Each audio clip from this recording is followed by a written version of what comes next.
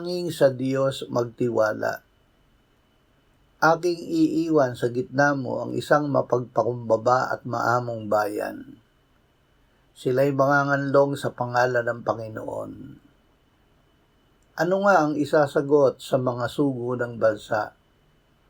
Itinayo ng Panginoon ang Siyon at sa kanya ay nanganganlong ang nagdadalamhati sa kanyang bayan. Ang abang taong ito ay dumaing at ang Panginoon sa kanya'y nakinig at iniligtas siya sa lahat niyang mga ligalig. Makinig kayo, minamahal kong mga kapatid.